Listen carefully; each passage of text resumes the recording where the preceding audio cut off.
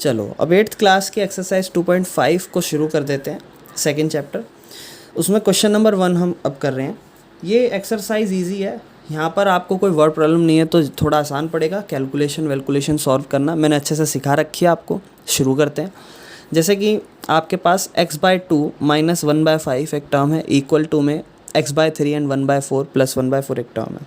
सबसे पहले आपको x की वैल्यू निकालनी है, तो आप सबसे पहला काम क्या करोगे, देखो कुछ लोग ना यहीं पे डायरेक्ट एलसीएम लेने लग जाएंगे, यहाँ पे डायरेक्ट एलसीएम आप एलसीएम लोगे, बिल्कुल सही है, क्योंकि एक टर्म अलग अलग है, आपको एलसीएम लेना पड़ेगा दोनों को सॉल्व करने के लिए।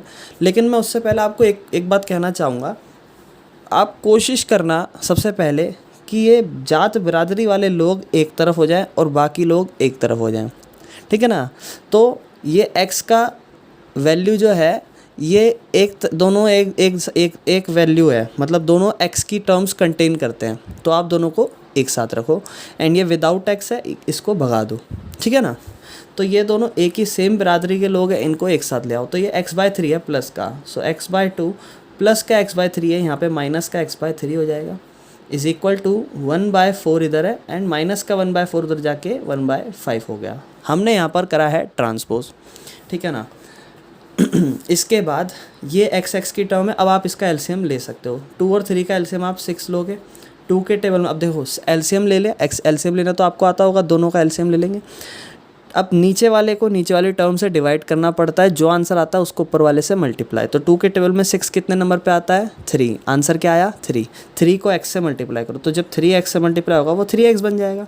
ऐसे ही 3 अब 6 से डिवाइड होगा, 3 के टेबल में 6 कितने नंबर पे आता है, 2 नंबर पे।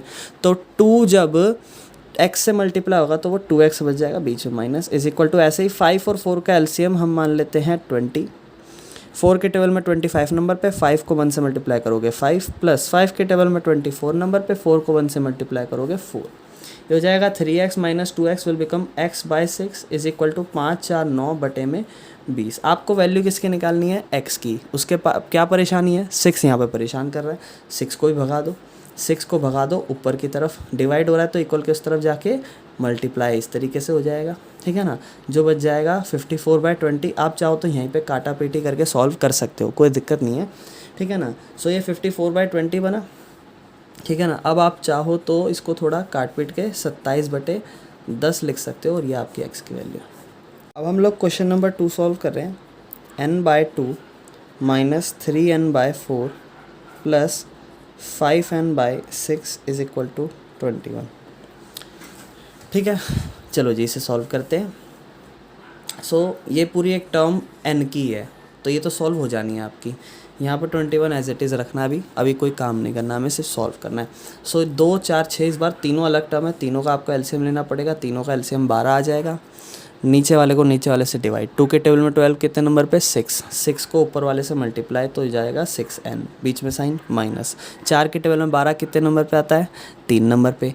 3 को 3 से गुणा करो, 3 3 जा 9, प्लस 6 के टेबल में 12 कितने नंबर पे आता है, 2 नंबर पे। 2 को 5 से मल्टीप्लाई करो, 2 पंजे 10 इज इक्वल टू 21। अब मैं क्या कह रहा हूँ, ये एक टर्म बच गया है, तो आप क्या करो, 10 और 6 को, दोनों प्लस की टर्म है ना, पहले इन दोनों को ऐड कर लो, ठीक है ना। आपके लिए आसान हो जाएगा। 10n और 16n, 10n और 6n हो जाएगा 16n। यहाँ बचा माइनस 9n, क्योंकि ये सॉल्व नहीं हुआ, ये एज इट इज़ नीचे उतर जाएगा, अपॉन में 12 इज इक्वल टू 21। अब ये 21 पूरी होल टर्म से डिवाइड हो रहा है, तो ये इक्वल के उस तरफ जाके जो है मल्टीप्लाई हो सकता है, ऐसे आप लिख सकते हो। और यहाँ से बच जाएगा 16n माइनस 9n। 16n में से 9n गए, हो जाएगा 7n is equal to 21 into 12। मैं चाहता तो इसे सॉल्व करता, मैं अभी नहीं कर रहा क्योंकि मेरा क्वेश्चन आसान हो जाएगा, ठीक है ना।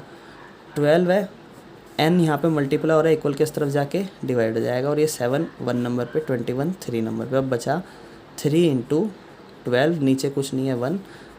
अब कुछ सॉल्व नहीं हो रहा, मल्टीप्लाई कर दो, n is equal to 36। Clear है क्वेश्चन। चलो जी थर्ड क्वेश्चन पर आते हैं हम लोग।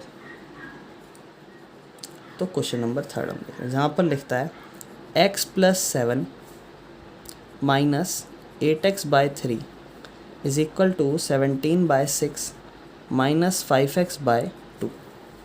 ये आपके पास टर्म लिखी हुई है। सबसे पहला काम क्या, देखो सबसे पहला काम जो आपका रहना चाहिए वो ये रहना चाहिए कि ये जो एक ही सेम तरीके के लोग हैं उन्हें सेम तरीके, ये और ये ये देखो ये बीच में साइन इक्वल है, लेकिन क्या ये दोनों सब एक साइड पे है? नहीं। तो पहले इस 5/2 को इक्वल भगा दो और ये 7 फालतू का है, इसे उधर भगा दो।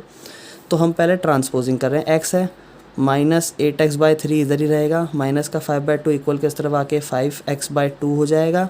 इक्वल टू में 17/6 तो वहीं है जो था। अब प्लस का 7 यहाँ पे आ गया, माइनस का 7/1 यहाँ x/1। अब यहाँ 3 और 2 का एलसीएम आप ले लोगे, वो 6 हो जाएगा। 6 और 1 का एलसीएम वो भी 6 हो जाएगा। एलसीएम लेंगे, 1 के टेबल में 6 आता है, 6 नंबर पे 6 को x से मल्टीप्लाई करोगे 6x, माइनस 3 के टेबल में 6 आता है 2, 2 8 जा 16x, प्लस 2 के टेबल में 6 आता है 3, 3 5 जा 15x इज इक्वल टू 6 के टेबल में 6 1 नंबर पे 6 के टेबल में 6 1 नंबर पे 1 17 जा 17, बीच में साइन माइनस। 1 के टेबल में 6 6 नंबर पे आता है, 6 7 जा 42।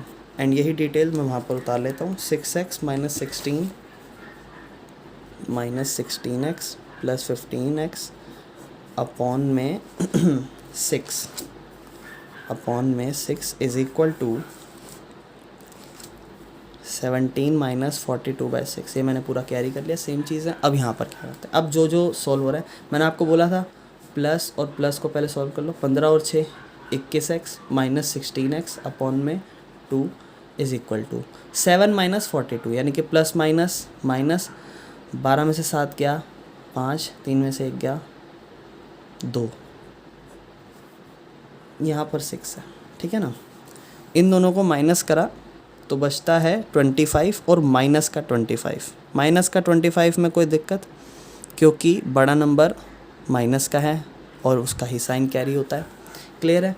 इसके बाद 21x में से 16x गए तो 5x बचा, 5x/6 is equal to minus 25/6। देखो मैं चाहूँ तो 6 और 6 को डायरेक्ट यहीं से ही काट सकता हूँ। क्यों? क्योंकि ये 6 डिवाइड हो रहा है इक्वल के उस तरफ जाके ऊपर आ जाएगा ना, तो यहीं से भी आप इसको चाहो तो अगली बार में टर्म में गायब कर सकते हो।